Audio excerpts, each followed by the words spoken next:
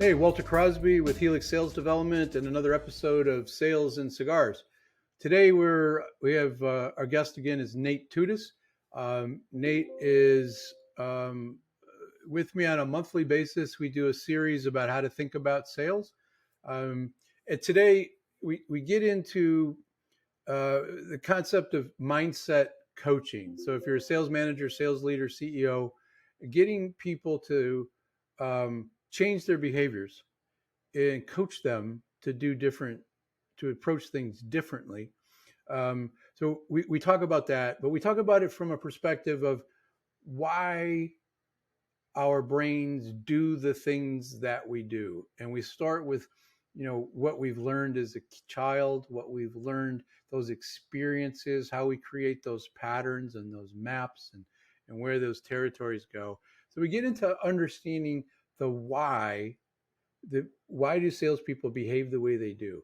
So when you put it in the context of the sales role, and we put it in the context of what we call sales DNA, the six findings that we use in objective management group, someone's need for approval that can get in the way of a salesperson being effective. Their ability to discuss money can get in the way of a salesperson being effective. How they buy things, their supportive buy cycle can get in the way.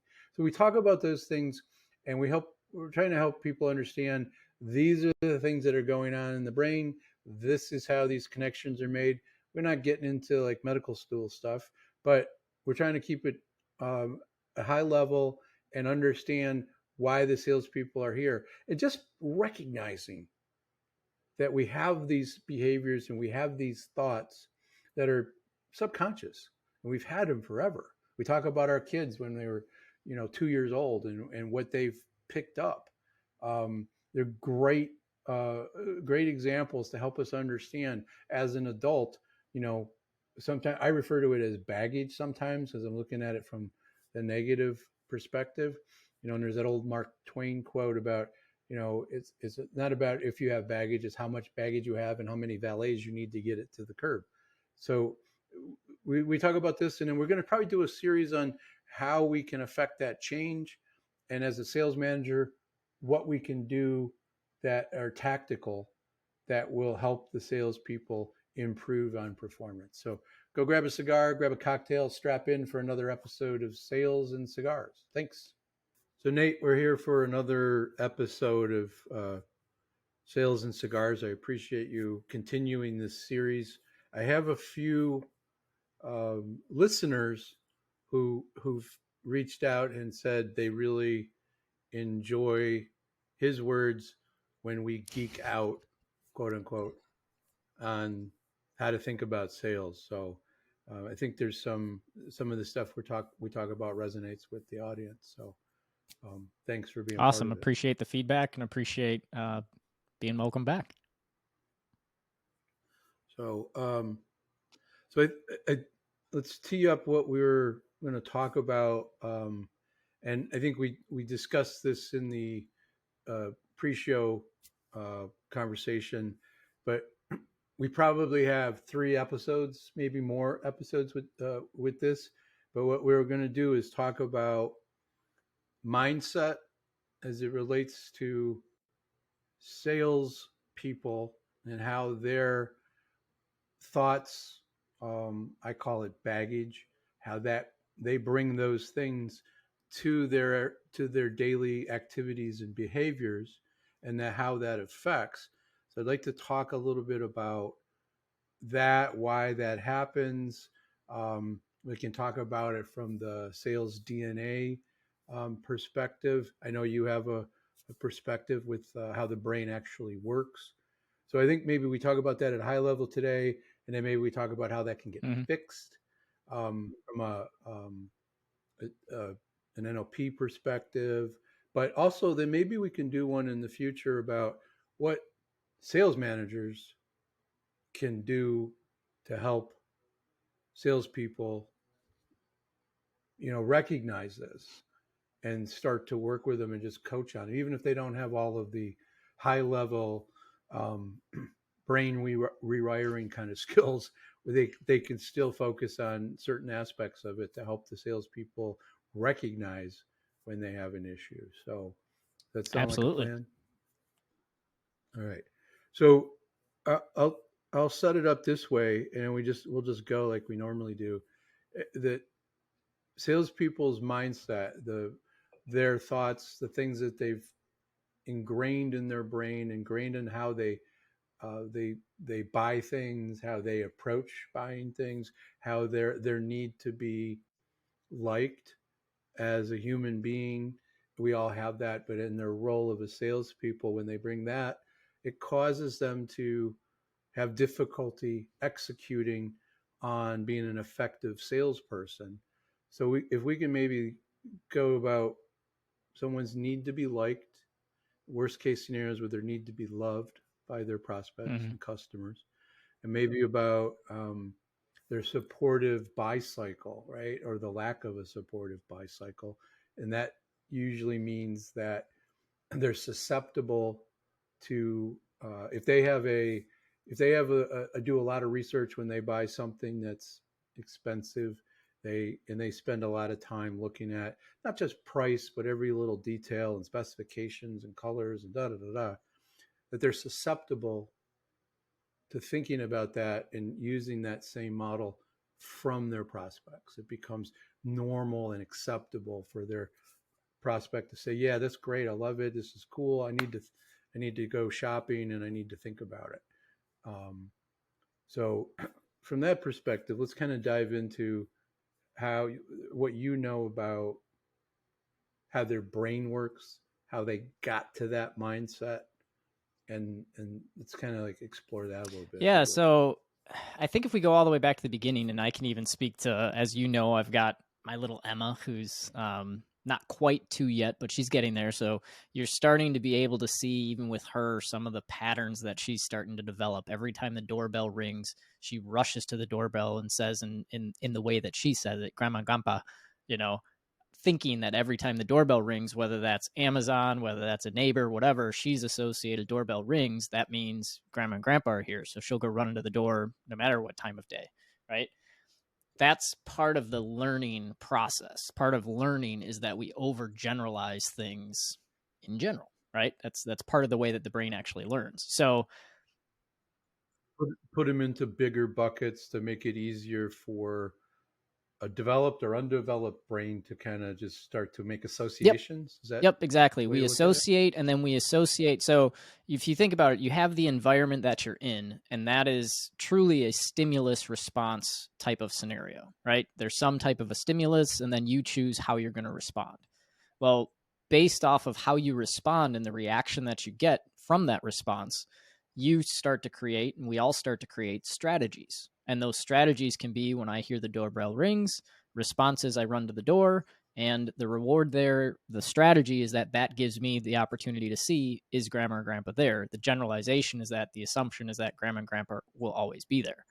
Well, that follows us through our entire life. We have stimulus, we have response, and then based off of that, we have a strategy that we execute, and that strategy formulates our beliefs based on whatever that strategy gives us.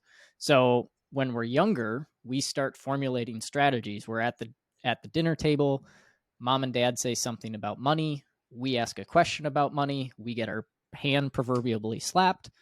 That then creates a belief, probably not a good idea to talk about money, especially when it happens over and over again, right? So until we have something Right. that happens that completely shifts the way that we think about it, that challenges that type of thinking, we go on thinking that. The other side that you have to that is that humans tend to think that other humans are similar to each other. So if I think it's awkward to talk about money, I'm likely going to project that onto you and think you must think it's awkward to talk about money. Therefore, when that strategy triggers in my brain, I should really ask Walter a question about money. I'm going to go, Walter probably doesn't like to talk about money because I don't like to talk about money either. And I'm going to project that thought onto you. And that all happens in a millisecond, but that's how those things come to pass. So it all happens in a millisecond, and the individual, is it fair to say the individual doesn't really understand that they're projecting that they're assuming that other person feels the same way, right? They're not consciously Correct. Yeah, thinking that. nine times out of 10, that's a You don't subconscious realize. pattern that runs, that unless you go back and actually ask them questions to figure out how they got to that, they won't even know what happened. They'll just know, well, my brain just told me not to ask that question. So one of the things that um, my daughter's a little older than yours, um, but I remember sitting around the dinner table. I remember having conversations in the car with my wife when the daughter was there or at the table or in the back seat, and there were times where things that my wife and I had spoken about, she she spits Mm-hmm. back at us, right, at different times. Um, so I made a joke once about my wife. My wife's a CPA and an auditor. So my joke was CPAs count beans, or bean counters. That's sort of a nickname Mm-hmm. that we give to CPAs. But your mom is also an auditor, so she recounts beans. Somebody else counted them, and then she's going to come back and recount them and make sure that they're audited correctly Mm-hmm. and they're right. So we have a cocktail party at our house, and I have two of my friends come up to me and say, your daughter's running around telling everybody that your wife is a bean counter, but she recounts beans. And I mean, that's a direct correlation to Mm-hmm. what I had told her. But my point is that you can make certain statements as a parent that stick with your child Yep. forever unless the patterns get broken. So all of these things what you're saying is all these things that have occurred at the dinner table, in the car, around the Yep. house, whatever, have a meaningful effect because that child has made an association and then created a strategy around that. And then we just carry that on as we mature. Um, and that it can create Mm-hmm. positive outcomes, and they can create Yep. negative outcomes depending upon the role that we're in, Correct. right? Because if you're just at home and the doorbell rings and you run and open it up thinking it's grandma and grandpa, awesome. But at some point, realize grandma and grandpa are not always there, and if she's at somebody else's house, right, and the doorbell rings. So, but in the role of a salesperson, all of these things really can get in the way. Yes. So we need to think about how we got there, but just being conscious of those ideas are um, are going to help solve that strategy problem as it relates to Yep. the role of sales. Absolutely. Is that Yeah. I fair? mean, one of the big things that we talk about uh, in NLP is the presupposition that the map is not the territory. And what we really mean by that is we all have filters that we use to perceive the environment around us, that we use to perceive everything that's going on, and that's a map that we've created over our entire life. We start creating that map when we're little, when we're younger than my daughter even is now, and as we get older, that map grows and develops and whatever, but we use that map to figure out where we're at in the world and how we need to respond and where we should go next. The challenge for us, for everybody really, is to realize that your map literally is not the actual territory itself. It's just a representation of what you think the territory is. And my map is different than your map, is different than your wife's map, is different than your daughter's map, is different than whomever's map. And recognizing that and realizing that as a salesperson, our role is not to say my map is your map. My role is actually to figure out what your map is. My role is to ask questions to figure out, how do you perceive the world? What's your map of the world? Is money a big thing to you? Is $1,000 a lot to you? Is $1,000,000 a lot to you? I don't know, because it's your map. You have to tell me. So you have to be able to, um, the salesperson needs to be able to ask those questions to understand how that person is thinking, how their map operates. but there's a little deeper than that too, right? You have to be able to read in between the lines. I know Mm-hmm. that's not the technical term, but sometimes people don't always understand themselves when we start talking about it. Like, so if we started talking about money for a project and we started talking about do they have enough to be able to fulfill what all of their priorities, that could make the other individual, the prospect, Mm-hmm. very uncomfortable. Um, Yet we still need to ask those questions. So there needs to be, as salespeople, we need to have strategies to be able to soften those questions, and but still get Yep. to the map Yep. and the Exactly. territory. Um, so if we're, can you talk a little bit more about? I, I think everybody would understand the map. Like we Mm-hmm. follow this path to get there, and that's the path that we've become accustomed to. That's comfortable to us. So, can you talk about how that territory fits in? Go a little deeper there, because that's something. Frankly, that's a term that I haven't really heard as it relates to what we're talking about. So maybe you can enlighten me Yeah, and the so it audience really as comes well. down to a phrase that we refer to as perceptual filters. So it's the filters with which you perceive the world. So the way that everything comes into play, we process everything through one of our five senses. So we process it through sight, through sound, through kinesthetic feeling, through taste, or through the actual smell, the scent that we process things. So that's how the brain processes information. And in order for your brain to process something, it has to put it into one of those five senses. Otherwise, your body really can't relate, right? So what happens is you have kind of three different levels, so to speak. And this is getting into something that we kind of refer to as the meta model. But what you have is you have the experience of the individual. And the experience is literally whatever it is that the person's experiencing. We just had an experience and we just had another experience. In the Exactly. moment, It's in the moment because each thing is an experience in and of itself. But it's not the past experience; it's the experience that you correct, have in the correct. moment. Is what you're talking And about. Okay. so what happens is that goes inside, your brain takes in that experience, and then it takes your beliefs, your values, your meta programs, which for us is the easiest way. The meta program that most people would know is like towards it or away. Do you like to go towards pleasure or away from pain? And then there's a whole bunch of other ones. But you have programs that are running inside your mind that say good thing, bad thing, go towards it, go away from it, whatever that is. We go through all those different filters, and then we translate that into some type of the five senses, the visual, auditory, kinesthetic, olfactory, gustatory. That then gets to the deep structure, which we then process with another set of filters of how we actually communicate.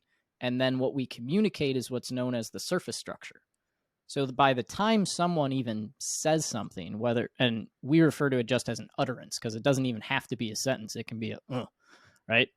Any type of utterance helps us to understand a certain level, but we're two levels deep by the time we get a sentence from someone. So most of the time what we have to do is we have to ask questions to figure out what they really mean by that, because the territory lies somewhere in between the deep structure and the experience, where they've put their beliefs, their values, all the different programs that they've used to filter, and then they've given us what they think that actually means, which is why a lot of times we as humans just struggle to communicate, because when we go to talk to each other, sometimes we leave out information in the sentences, because if we gave every piece of detail, they'd be exhausting. But we leave out a certain amount of information we assume the other person knows. Like, to go back a little bit, you use the phrase, specifically, we have to make sure that someone has enough for this project. Well, to you, the word enough might mean $100,000, because you're used to when you work on a project, $100,000 is roughly, I'm making numbers up here, but roughly what you need for that. To the other person, enough might be 20 grand, because the last time they did a project that was similar, 20 grand was enough. So they process it that way. Our job is to figure out what's missing and then So, ask questions around that. so from a layman's perspective, Um, Mm-hmm. Assumptions are made based on Mm-hmm. information that's provided and not provided. So when we make those assumptions, we can get ourselves off track or kind of uh, go off of our map is different than their map.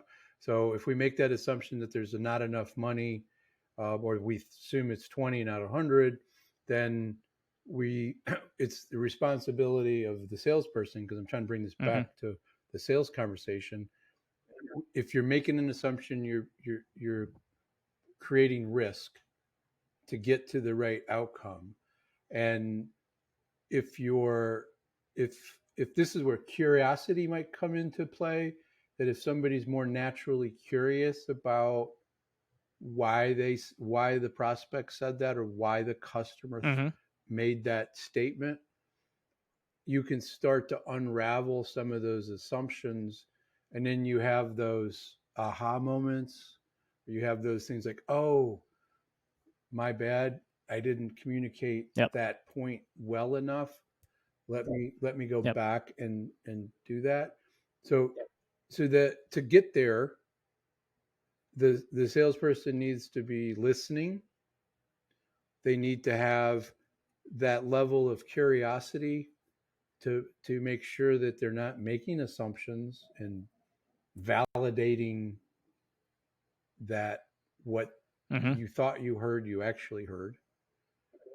And you have to do that in a way where you're empathetic to Yep. the other person's feelings. And this is all happening at supersonic, Mm-hmm. super fast speed. And if you're as a salesperson, if you're not aware of these subtleties, you're going to struggle, because you're going to make those assumptions and you're just going to go along. Sometimes Mm-hmm. in sales world we call it happy ears, that we just heard somebody say something positive, Yep. so boom, we're going to take that and run with it. When and then that comes back to the concept of skepticism of, did I really hear that? Mm-hmm. Did they really say what I thought they said? Because we can talk about this from a husband and wife Yep. conversations, we get friends conversations, um, siblings, parents. But we're trying to put this in the context of salespeople, um, which is probably easier than spouses. I know my wife will say something to me and she'll like go, and I'm like, time out. I wasn't Yep. in your head for the previous conversation you just had. Yep. Get me up to speed, please. And I can say that the wrong way where it gets me in trouble. But if I usually just go time out, we that's sort of the signal, like, oh yeah, I need to Yep. bring you into the loop that I just had. I do We it all too. do. It's not just Yep. her. I'll We go all do. someplace and yeah. Um, but we do when we do that in the sales role, it can cause us to get to the end and be like, everybody's like, Yep. whoa, what the hell? I thought the timeline was this. I thought this was going to happen. I thought, we were going to be able to get this accomplished with, less budget, right? So I think those are great learning lessons for a salesperson who, whether they're experienced or not, that you read the room, you read the person, you listen, you bring that curiosity, and don't make Mm-hmm. assumptions, don't assume anything without um, Right. Well, and I without think clarifying. the big Um, thing, because as we had started, like how the mindset gets in place, how the sales DNA really affects the salesperson, to kind of bring that back around, is the salesperson goes in with that belief that they need approval, or the belief that, $500 is a lot of money, or whatever that belief might be. And many times the brain is geared to look at things that reinforce our belief, right? So without having someone to actually challenge that thought and going into the conversation with that self-awareness of, sometimes I think that $500 is a lot of money, but this is a huge corporation. It probably isn't a lot of money for them. Maybe I should ask the question to figure out kind of where their budget is actually at, and if they've planned for an opportunity like this, and then see, where the conversation is and be open to better understanding the other person's map than their own. Many times where those sales DNA weaknesses come into play is because we're internally focused on what that means for us in our world. We're not focused on trying to figure out what it means for them in their world, them being the customer. That's a really good point. And it happens in B2B sales with sort of the example you gave. But for those that are in B2C, I think it's easier to slide into that role of the person selling in a living room, and we're talking $500 per window, and they have 300 or 30 windows in their house. That goes to a fairly good sized number quickly. So if that person's idea, like you said, you can slide right in there, and just because you're assuming you're putting your beliefs, your values, your thoughts, your map onto projecting that onto the other individual.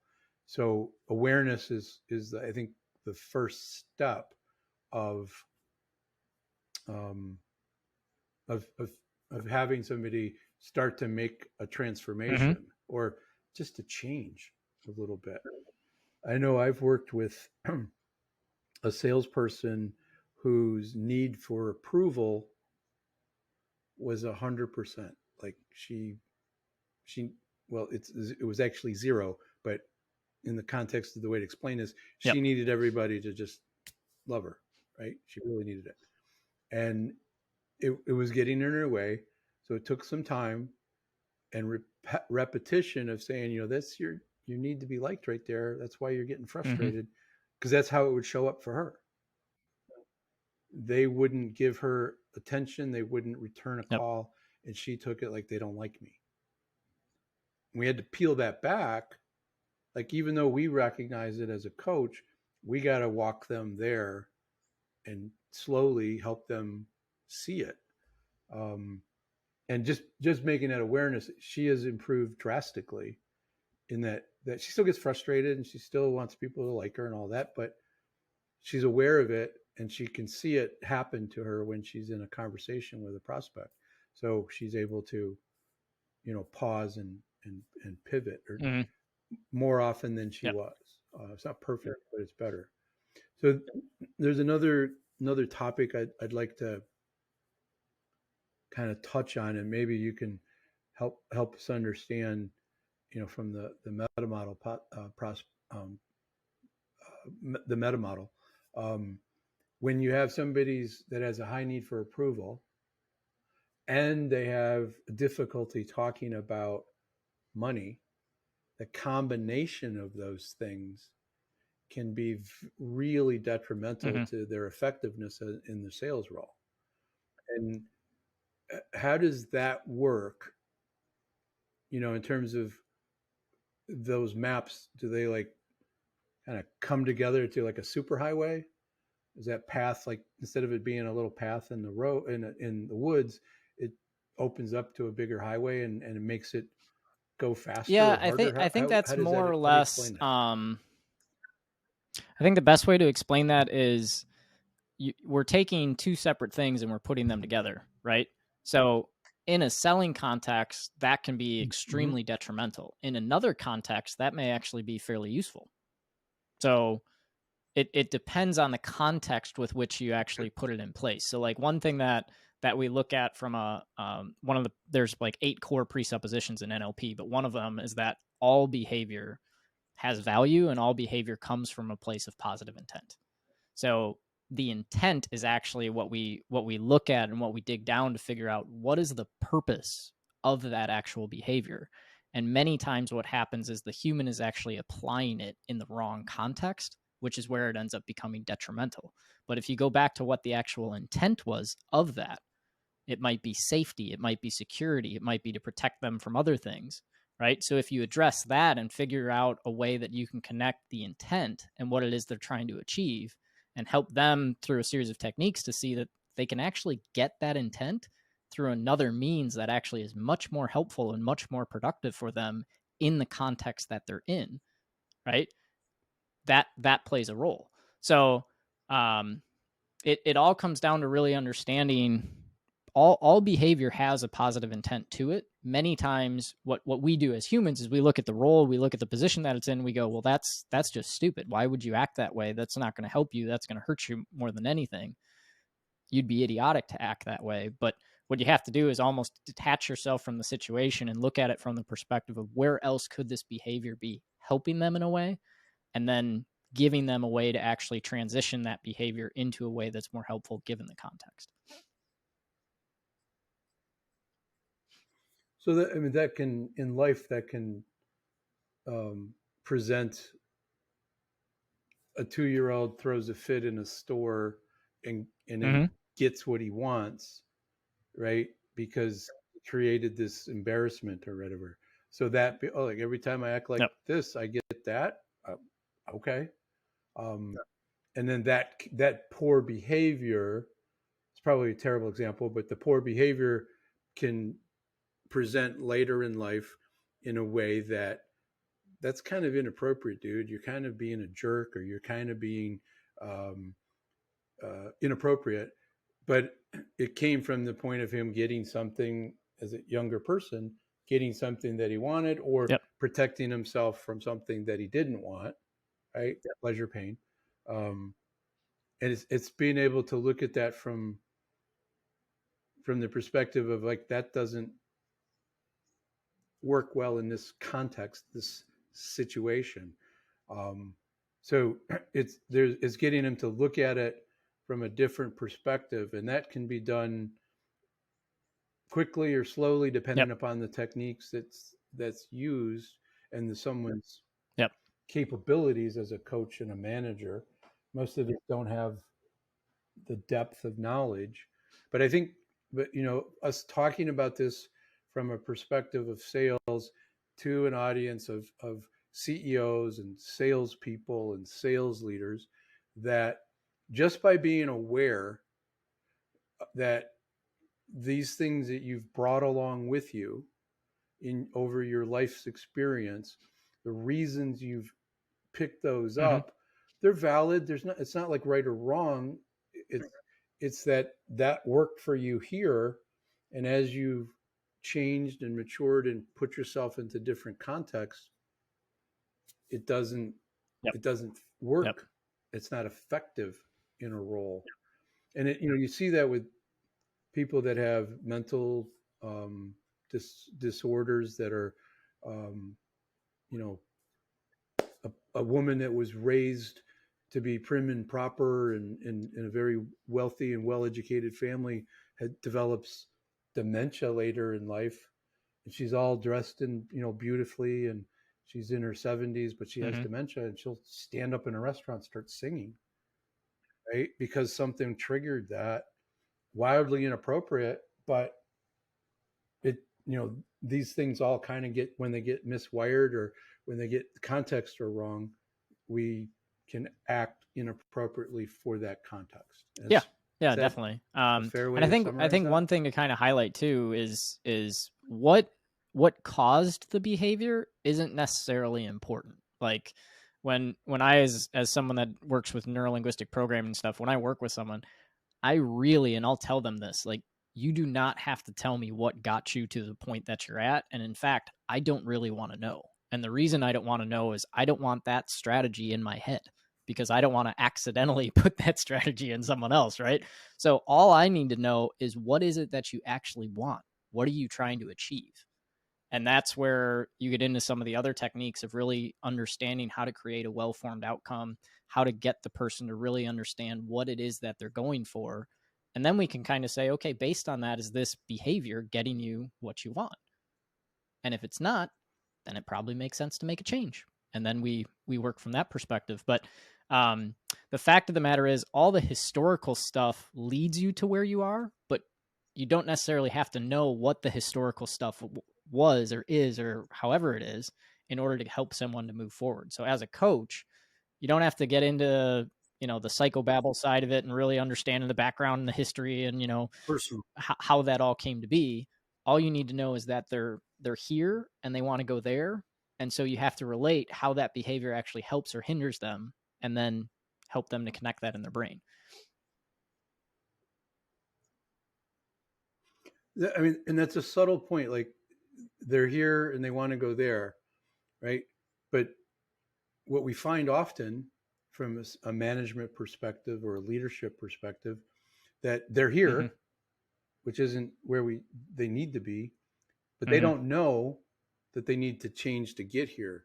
So there's actually an added step or two to help them recognize that this is what's causing this belief, not necessarily their thought, but the belief of doing this in this context is inappropriate, Mm-hmm. is not being helping them be effective. So we have to help them see that this will help you if your need for approval in this role is going to get in your way. We need it. Don't take that away. We're not trying to. You still need to be part of a family. You still need a friend group. You still need to be a human. Otherwise, you're just, if you don't need to be liked by people, you're Mm-hmm. maybe a sociopath to a certain degree. Um, but we just have to look at it in the context of roles, understanding where we are, what we're doing, how we act in business should be different than we act in our personal life. Some situations are the same, some aren't. I know I have conversations with my daughter where I approach it as I'm trying to sell an idea, and instead of saying do it this way, we have a conversation for her to say, "Oh, if I did this, Mm-hmm. it would that would work, right?" I'm like, "Maybe let's try it." And we've sort of raised her to be skeptical, to challenge, to know what you want, to believe what you believe, and stand up for it.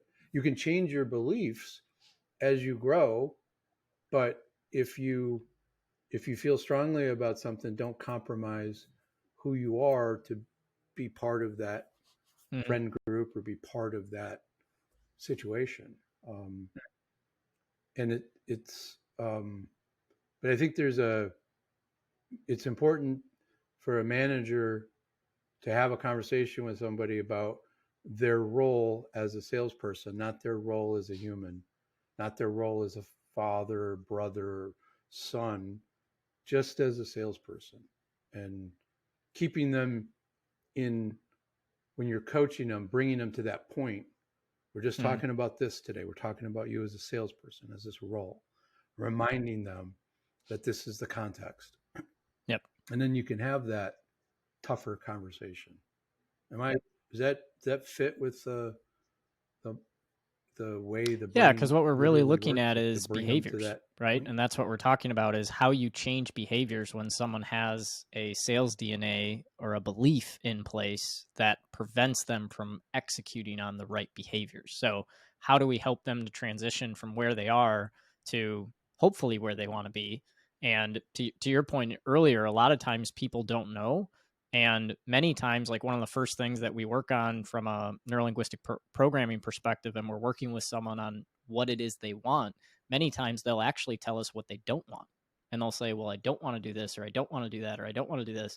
And we have to stop them and go, like, I get that. That's fine. But what do you want? Because if you don't give the brain a direction, the brain doesn't really process negation. So if you say, I don't want this, what the brain hears is want this. That's just the way that the brain works. So um, the common example is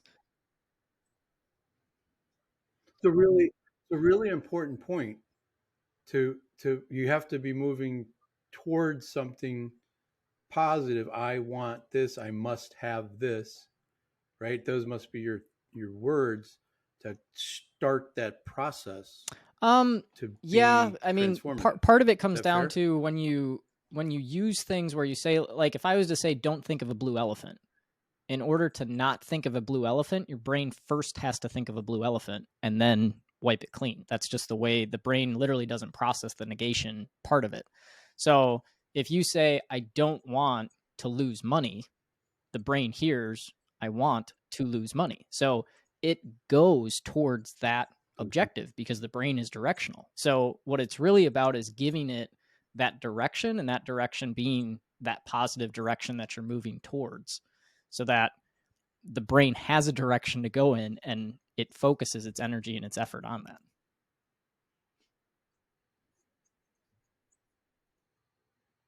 So I think we can land it here, but I want to ask a question that I know has been in my brain. Um, Sometimes people will. This is what I was taught. Tell me if I'm all wet. That if I in the morning, if I'm shaving or showering or whatever, and the questions that I Mm-hmm. ask myself internally, my internal conversation, the brain will go answer that question. So if I Mm-hmm. ask a shitty question, like what you were describing, I'm going to Mm-hmm. get shitty answers. I'm not going to get to where I want to go. So framing those questions, like, right, Mm-hmm. because when I was younger, I had like post-it notes I'd put on the mirror that, you know, forced me to think about how can I have a better day? How can I improve my skill set? How can I move something forward? Right? They were always, how can I do that? And if and I, you know, I don't know how my brain worked, and obviously something worked well because I started having more success. But um, it to me, it's like if you ask yourself that really awful question, your brain will be like, "Yeah, you suck, and you're not going to get there, and here's why." Here's it'll rationalize it all out. No, that's Am I definitely hitting? true. I Is mean, that you've got a a mile couple of wet, or things is that are that true? coming into play there. You have what's known as the reticular activating system, or the RAS. So a prime example of that is if you've ever gone and bought a car and you're like, oh, I'm the only one buying this car. Like it's a special car unique to me or whatever. You buy it. And then every car that seems to pass you as the drive the lot, same color, same make, same year. And you're like, what the hell? It's because the brain doesn't recognize things until it has a reason necessarily to recognize it. So prime example, someone's on a PIP. They're on a performance improvement plan and they're trying not to get fired. They wake up in the morning and they say, how can I not get fired today? The brain's response is do the bare minimum to not get fired. The brain's response is not, well, if we went out and just absolutely crushed it, then we'd be on top and then they would never even think about it. We'd be off the performance improvement plan, blah, blah, blah. So you can tell that just by those two different questions, performer is going to say, how do I go out and reach my next level? And the brain is then going to get to work on looking for all the different ways that it can reach its next level. I can make an extra call. I can get a customer that has a higher lifetime value, whatever it is. The person that wakes up and says, how do I not get fired? How do I avoid that? How do I not tick my boss off or whatever today? Is literally looking for avoidance behavior and is literally just looking for the bare minimum that they can do to get by, which in the end, they end up getting exactly what they said they didn't want. Yeah, because that's where the brain goes.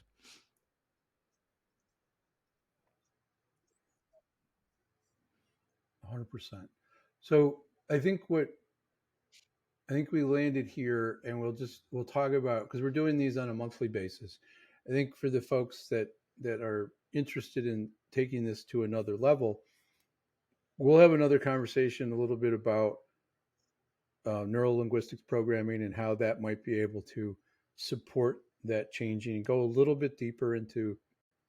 We're not going to go down a rabbit hole because your training is pretty freaking intense. But we can help people understand it in a way that they can maybe start to think about what a sales manager should do. And if you're a Mm-hmm. salesperson that's struggling, what you can do as a person. So we'll have a conversation around that. And then maybe another one down the road where how can a sales manager start to use some better coaching techniques by understanding a little bit more the context in which these people are operating. It's not that they're bad people, it's that they're struggling to connect the dots in their brain to move in this direction. And as a sales manager, we're not a psychologist, but to a large degree, we need to help recognize, and we need to help them move towards where they need to go. Um, and there's some responsibility on the salesperson's part, but there's also some responsibility for a sales manager to coach and recognize these things. And we don't need to go in. They don't need to go into all this detail. But if the sales manager really understands, then it gives them that Yep. ability to know what they're doing and where they're if to head in the right direction. Is that so? We can go deeper in the next couple of sessions when we get together, Yeah. because Probably one of my favorite this is a topics. topic So you could talk about for hours. All right. Again, thank you. We're going to have. Is there anything different we should put in the show notes? Is there a resource um, that we could put into the show notes to help someone if they want to do more research um, on this topic in sales DNA or that in we could put in there and neurolinguistic programming point them in the specifically? direction of? We could definitely come up with something. I can't think of anything right off the top of my head, Okay. but there's definitely something we could come up with.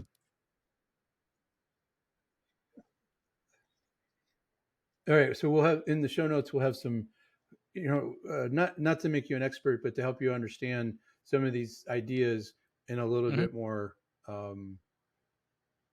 sales oriented way. So, all right. Again, Nate, Yep. always a Thank you. pleasure. It was a lot of fun. Thank you for your time again.